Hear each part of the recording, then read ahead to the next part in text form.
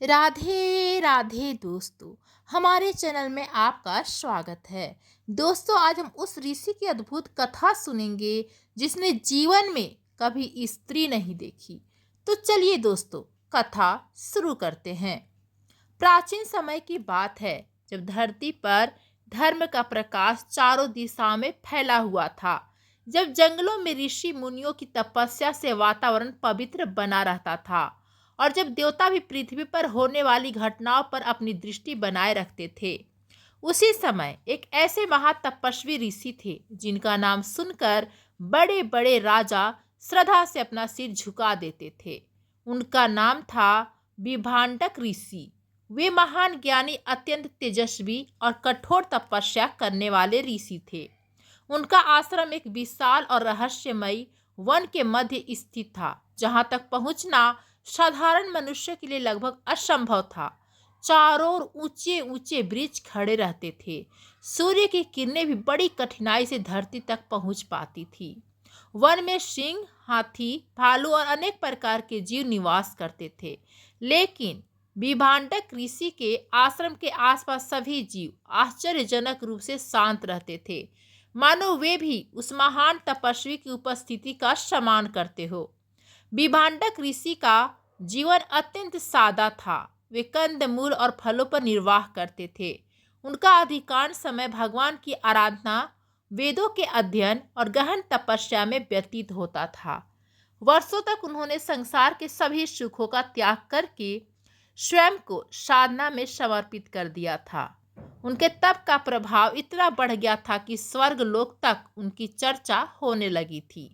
देवताओं ने देखा कि विभांडक ऋषि का तप दिन प्रतिदिन बढ़ता जा रहा है और उनका तेज असाधारण होता जा रहा है। यह देखकर देवराज इंद्र चिंतित हो उठे, क्योंकि वे जानते थे कि जब कोई महर्षि कठोर तपस्या द्वारा महान शक्तियां प्राप्त कर लेता है तो उसका प्रभाव तीनों लोकों तक पहुंच सकता है। एक दिन प्रातः काल का समय था। वन में मंद मंद हवा बह रही थी। पंछी मधुर स्वर में गान कर रहे थे और नदी का जल सूर्य की किरणों में स्वर्ण के समान चमक रहा था। विभांडक ऋषि स्नान और संध्या के लिए नदी के तट पर पहुंचे। उसी समय स्वर्गलोक से एक अत्यंत सुंदर अप्सरा वहां आई। उसका सौंदर्य इतना अद्भुत था कि उसे देखकर बड़े बड़े देवता भी मोहित हो जाते थे। उसके आगमन से पूरा वातावरण सुगंध से भर गया। नदी की लहरें मानो और भी मधुर हो उठी। पंछियों का कलरव तेज हो गया और चारों ओर एक अद्भुत आकर्षक फैल गया। विभांडक ऋषि वर्षों से कठोर तपस्या कर रहे थे। उनका मन स्थिर था, लेकिन उस क्षण ईश्वर की इच्छा से उनके जीव में एक ऐसी घटना घटी जिसने इतिहास की दिशा ही बदल दी। समय बीता और एक दिन एक दिव्य बालक ने जन्म लिया। जब विभांडक ऋषि ने उस बालक को अपनी गोद में उठाया तो वे आश्चर्यचकित रह गए, क्योंकि उसके मस्तक पर हिरण के सिंह जैसा एक छोटा उभार था। बालक का चेहरा अत्यंत तेजस्वी था। उसकी आंखों में असाधारण शांति थी और उसके शरीर से एक दिव्य आभा प्रकट हो रही थी। विभांडक ऋषि ने अनुभव किया कि यह कोई साधारण बालक नहीं है। उन्होंने उनका नाम रखा ऋष्य श्रृंग, क्योंकि ऋष्य का अर्थ हिरण और श्रृंग का अर्थ सिंह होता है। बालक के जन्म के कुछ समय बाद अप्सरा अपने लोक लौट गई और विभांडक ऋषि ने अपने पुत्र का पालन पोषण स्वयं करने का निश्चय किया। उन्होंने मन ही मन प्रण लिया कि वे अपने पुत्र को संसार के सभी विकारों से दूर रखेंगे और उसे ऐसा महान ऋषि बनाएंगे जिसकी कृति युगों तक अमर रहे। इसी कारण उन्होंने ऋष्य श्रृंग को वन के बाहर की दुनिया से पूरी तरह दूर रखा। उसे कभी आश्रम की सीमा से बाहर नहीं जाने दिया गया। उसने न कभी नगर देखा, न राजमहल देखा, न बाजार देखा और न ही संसार के आकर्षणों का अनुभव किया। उसकी पूरी दुनिया केवल उसका पिता, उसका आश्रम, वह विशाल वन था। ऋष्य श्रृंग का बचपन अत्यंत अद्भुत था। उसके मित्र वन के पशु पंछी थे।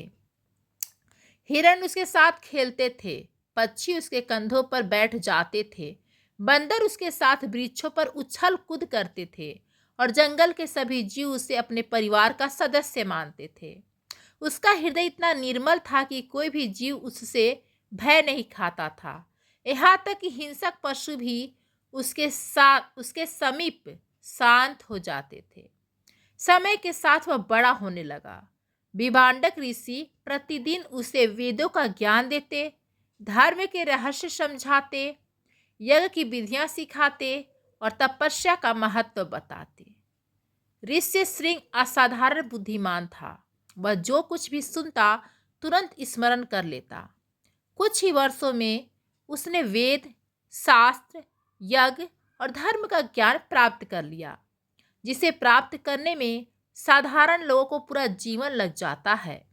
लेकिन उसके जीवन की सबसे बड़ी विशेषता यह थी कि उसका मन पूर्ण रूप से निर्मल था।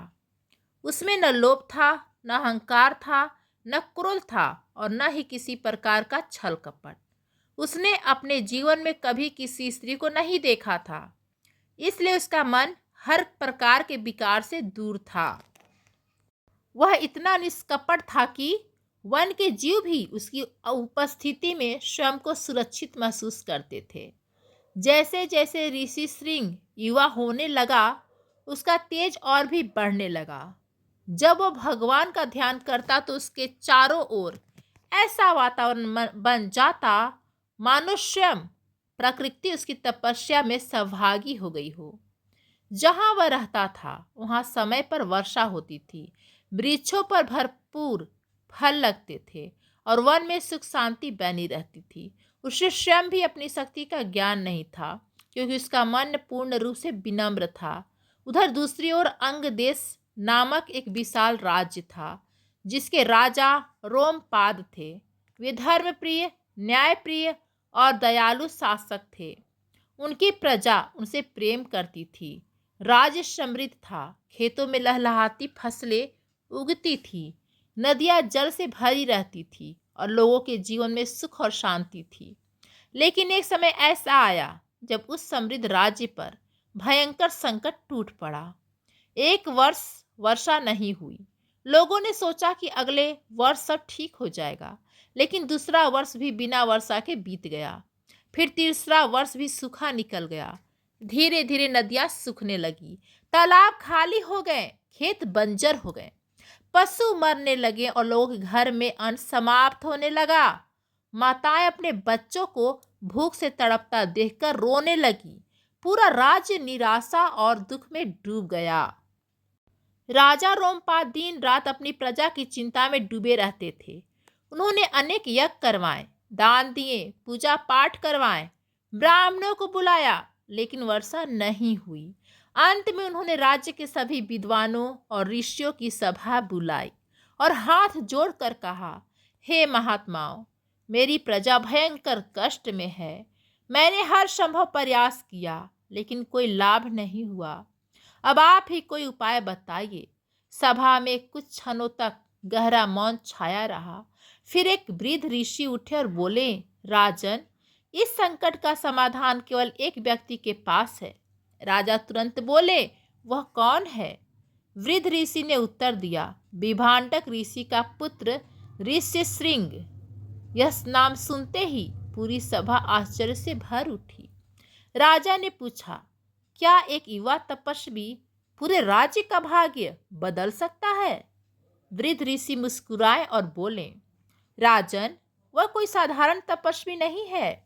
उसकी पवित्रता और तपोबल इतना महान है कि यदि उसके चरण आपके राज्य की भूमि पर पड़ जाए तो वर्षा अवश्य होगी और आपका राज्य अकाल से मुक्त हो जाएगा। यह सुनकर राजा रोमपाद के हृदय में आशा की किरण जाग उठी। लेकिन साथ ही उनके सामने एक नई समस्या थी, क्योंकि वे जानते थे कि विभांडक ऋषि अपने पुत्र को संसार से दूर रखते हैं और किसी भी परिस्थिति में उसे आश्रम से बाहर नहीं जाने देंगे। राजा रोमपाद देर तक सोचते रहे। उन्हें समझ नहीं आ रहा था कि क्या किया जाए, लेकिन उन्हें यह भी ज्ञात था कि यदि शीघ्र कोई उपाय नहीं किया गया तो हजारों लोगों का जीवन संकट में पड़ जाएगा।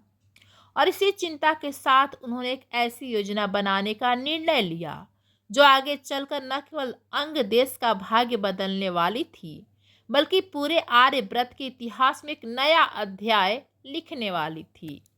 राजा रोमपाद पूरी रात सो न सके। उनके मन में एक नई विचार बार बार उठ रहा था कि किसी प्रकार ऋषि श्रृंग को अंग देश लाना होगा, क्योंकि अब उनकी प्रजा का जीवन उसी पर निर्भर था। अगले दिन उन्होंने अपने सबसे बुद्धिमान मंत्रियों को, विद्वानों को बुलाया और कहा, यदि कोई उपाय न किया गया तो हमारा राज्य नष्ट हो जाएगा। हमें ऐसा मार्ग खोजना होगा जिससे ऋषि श्रृंग स्वयं हमारे राज्य में आने के लिए तैयार हो जाएं। कई दिनों तक विचार विमर्श चलता रहा। अंत में एक योजना बनाई गई। कुछ अत्यंत चतुर लोगों को उस वन की ओर भेजा गया जहां ऋषि श्रृंग रहते थे। उन्हें आदेश दिया गया कि वे किसी प्रकार ऋषि श्रृंग के मन में बाहरी संसार को देखने की इच्छा उत्पन्न करें, लेकिन ध्यान रहे कि विभांडक ऋषि का अपमान न हो।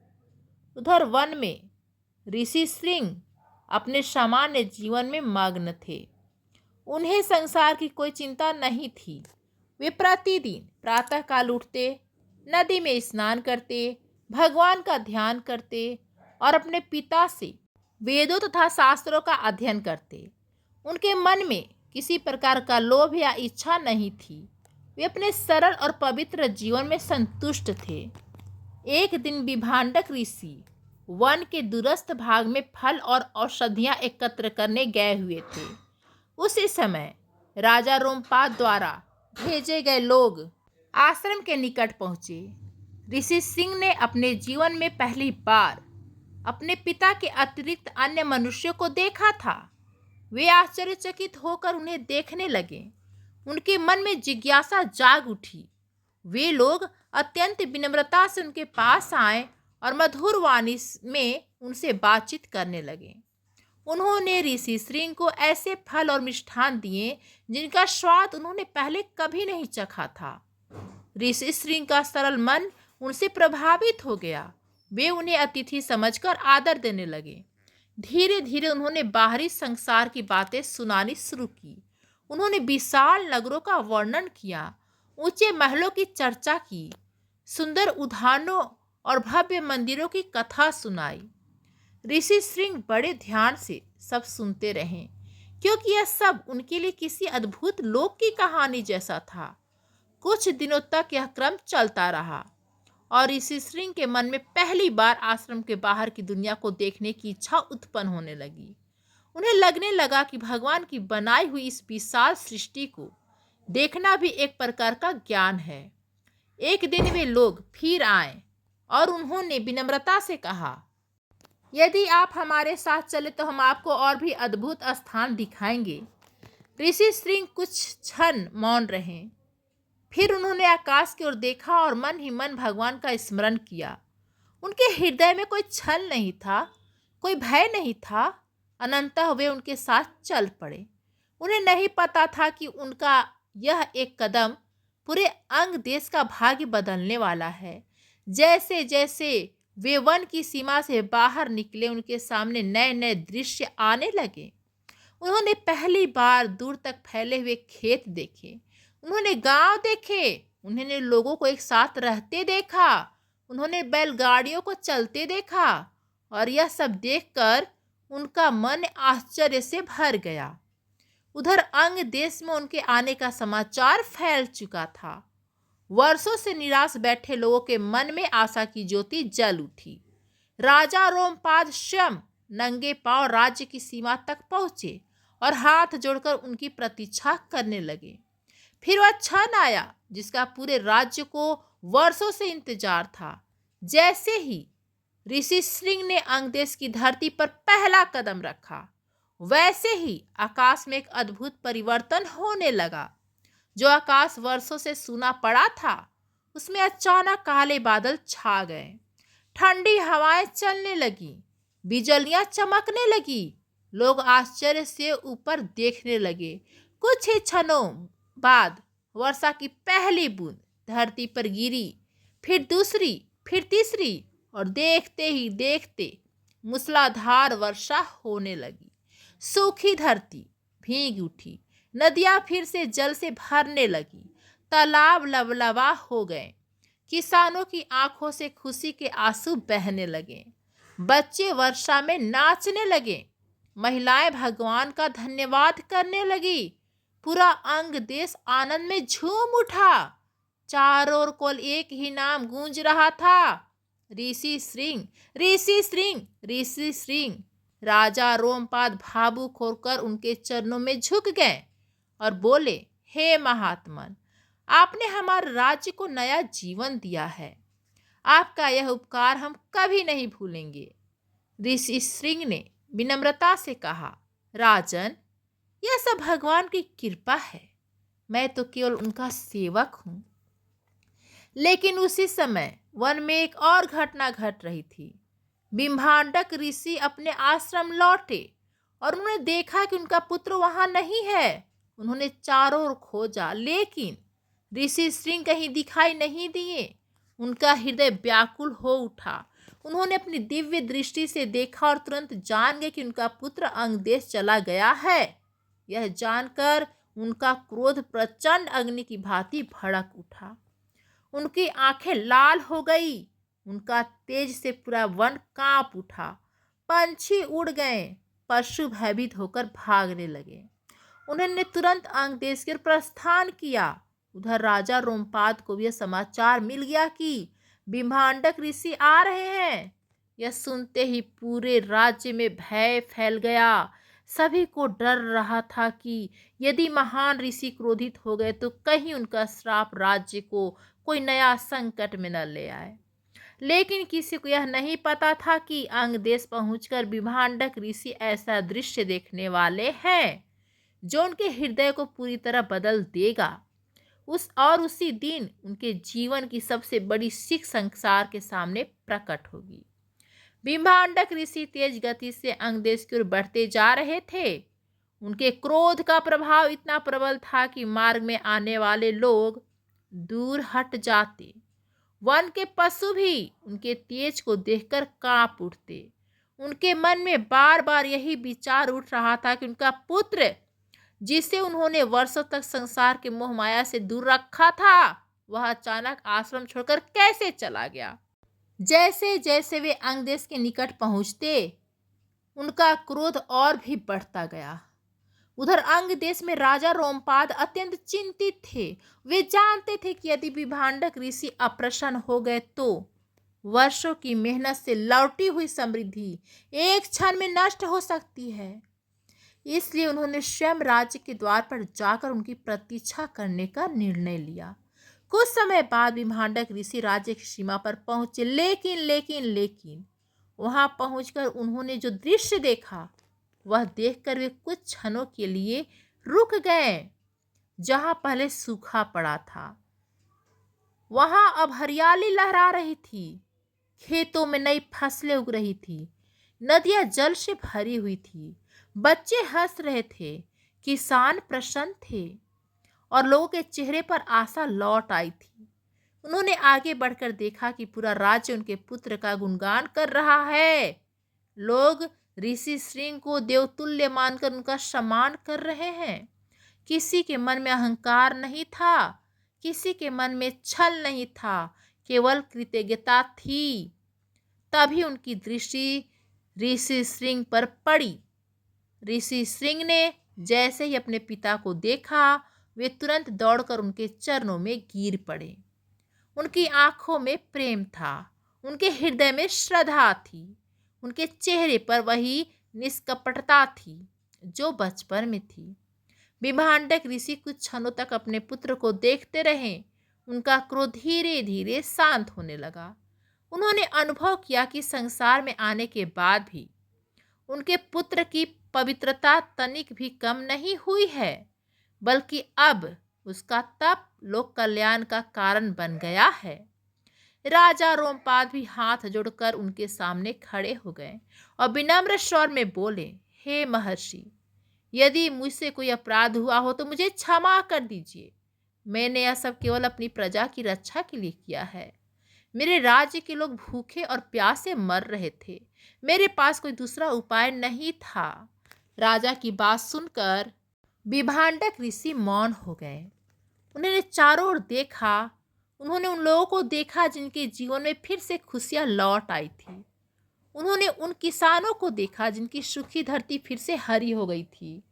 उन्होंने उन बच्चों को देखा जिनके चेहरे पर मुस्कान लौट आई थी। और तब उन्हें समझ आया कि ईश्वर ने उनके पुत्र को केवल वन में तपस्या करने के लिए नहीं भेजा था, बल्कि संसार के कल्याण के लिए भेजा था। उनकी आंखों से आंसू बह निकले।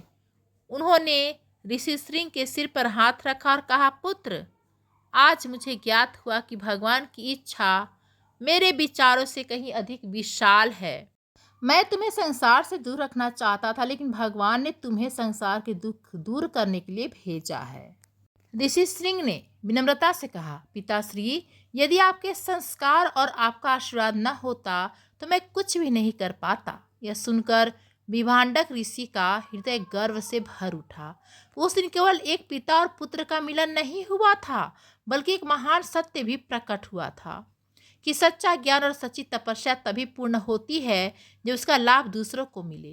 कुछ समय बाद राजा रोमपाद ने एक और महत्वपूर्ण निर्णय लिया। उनकी एक अत्यंत गुणवान और धर्मपरायण पुत्री थी जिसका नाम था शांता। शांता बचपन से ही धर्म और ज्ञान में रुचि रखती थी। उसने जब ऋषि श्रृंग के तेज और उनके तप की महिमा देखी तो उसके मन में उनके प्रति गहरी श्रद्धा उत्पन्न हुई। दूसरी ओर ऋषि श्रृंग ने भी शांता की विनम्रता और मर्यादा को देखा। राजा रोमपाद ने विभांडक ऋषि के सामने अपनी इच्छा प्रकट की और कहा, यदि आपकी अनुमति हो तो मैं अपनी पुत्री शांता का विवाह ऋषि श्रृंग के साथ करना चाहता हूँ। विभांडक ऋषि कुछ समय तक विचार करते रहे। फिर उन्होंने अपनी दिव्य दृष्टि से भविष्य का चिंतन किया। उन्हें अनुभव हुआ कि यह विवाह केवल दो व्यक्तियों का मिलन नहीं है, बल्कि ईश्वर की एक महान योजना का भाग्य है। उन्होंने सहमति दे दी। कुछ समय बाद शुभ मुहूर्त में ऋषि श्रृंग और शांता का विवाह संपन्न हुआ। पूरा अंग देश उत्सव में डूब गया। वेद मंत्रों की ध्वनि चारों ओर गूंजने लगी। लोगों ने इस विवाह को धर्म और तपस्या के पवित्र संगम के रूप में देखा। विवाह के बाद भी ऋषि श्रृंग का जीवन नहीं बदला। वे पहले की तरह विनम्र रहे, पहले की तरह भगवान की भक्ति करते रहे, पहले की तरह यज्ञ और धर्म कार्यों में लगे रहे। उनकी कृति अब दूर दूर तक फैलने लगी। राजा और ऋषि उनका सम्मान करने लगे, लेकिन उन्हें नहीं पता था कि भगवान ने उनके लिए अभी एक और महान कार्य निर्धारित कर रखा है। एक ऐसा कार्य जिसके कारण उनका नाम युगों युगों तक स्मरण किया जाएगा। उसी समय अयोध्या नगरी में महाराज दशरथ एक ऐसे दुख से व्याकुल थे जिसने उनके जीवन की सारी खुशियां फीकी कर दी थी। उनके पास विशाल राज्य था, अपार धन था, अजेय सेना थी और अथाह सम्मान था, लेकिन उनके कोई संतान नहीं थी। और यही चिंता दिन रात उनके हृदय को जलाती रहती थी। यही चिंता आगे चलकर ऋषि श्रृंग को अयोध्या तक ले जाएगी और वहीं से प्रारंभ होगी वह दिव्य कथा जिनके परिणाम स्वरूप स्वयं भगवान श्री राम पृथ्वी पर अवतरित होंगे। अयोध्या के महाराज दशरथ दिन प्रतिदिन अधिक चिंतित होते जा रहे थे। उनकी आयु बढ़ रही थी, लेकिन उन्हें संतान सुख प्राप्त नहीं हुआ था।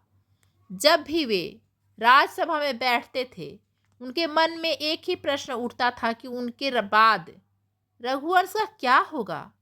उनके पूर्वजों ने जिस महान वंश की स्थापना की थी, उसका उत्तराधिकारी कौन बनेगा।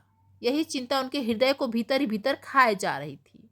एक दिन वे अपने कुल गुरु वशिष्ठ के आश्रम पहुंचे और विनम्रता से बोले, गुरुदेव, मेरे जीवन में सब कुछ है लेकिन संतान नहीं है। कृपया मुझे कोई ऐसा उपाय बताइए जिससे मेरी यह पीड़ा दूर हो सके। महर्षि वशिष्ठ ने कुछ समय तक ध्यान किया, फिर बोले, राजन, निराश मत होइए। आपकी मनोकामना अवश्य पूर्ण होगी, लेकिन इसके लिए एक विशेष यज्ञ करना होगा और उस यज्ञ को संपन्न करने के लिए संसार में सबसे योग्य महर्षि ऋषि श्रृंग है। यह नाम सुनते ही दशरथ के मन में आशा जाग उठी। उन्होंने तुरंत अपने दूत अंग देश भेजे। जब दूत राजा रोमपाद के पास पहुंचे और उन्होंने अयोध्या का संदेश सुनाया, तब रोमपाद अत्यंत प्रसन्न हुए, क्योंकि वे जानते थे कि ऋषि श्रृंग जैसा महात्मा इस महान कार्य को पूर्ण कर सकता है। ऋषि श्रृंग ने भी इसे भगवान की इच्छा मानकर स्वीकार कर लिया। कुछ समय बाद वे अपनी पत्नी शांता के साथ अयोध्या के लिए प्रस्थान कर गए। जब उनके अयोध्या पहुंचने का समाचार फैला तो पूरी नगरी उत्साह से भर उठी। लोग मार्गों के दोनों ओर खड़े होकर उनके दर्शन करने लगे। महाराज दशरथ स्वयं नगर के द्वार पर पहुंचे और अत्यंत सम्मान के साथ उनका स्वागत किया। ऋषि श्रृंग का तेज देखकर सभी लोग प्रभावित हो गए। उनके चेहरे पर अद्भुत शांति थी, उनकी आंखों में करुणा थी और उनके व्यक्तित्व में ऐसा आकर्षण था कि किसी भी व्यक्ति के मन में श्रद्धा उत्पन्न कर देता था। कुछ ही दिनों में पुत्र कामेष्टि यज्ञ की तैयारियां प्रारंभ हो गई। अयोध्या नगरी को भव्य रूप से सजाया गया। मंदिरों में घंटियां बजने लगी। चारों ओर वेद मंत्रों की गूंज सुनाई देने लगी। देश के कोने कोने से विद्वान ऋषि और ब्राह्मण आमंत्रित किए गए। यज्ञ मंडप इतना विशाल था कि उसे देखकर लोग आश्चर्यचकित रह जाते थे। शुभ मुहूर्त आने पर ऋषि श्रृंग ने यज्ञ प्रारंभ किया। उन्होंने पूर्ण श्रद्धा और एकाग्रता के साथ मंत्रों का उच्चारण किया। अग्नि प्रज्वलित हुई। घी और हवन सामग्री की सुगंध पूरे वातावरण में फैल गई। दिन बीतते गए और यज्ञ अपनी पूर्णता की ओर बढ़ता गया। फिर वह क्षण आया जिसका देवता भी प्रतीक्षा कर रहे थे। यज्ञ की अग्नि अचानक असाधारण रूप से प्रज्वलित हो उठी। चारों ओर दिव्य प्रकाश फैल गया। आकाश में अद्भुत चमक दिखाई देने लगी। उपस्थित सभी लोग विस्मय से उस दृश्य को देखने लगे। तभी यज्ञ की अग्नि से एक दिव्य पुरुष प्रकट हुए। उनके हाथ में स्वर्ण का एक चमकता हुआ पात्र था।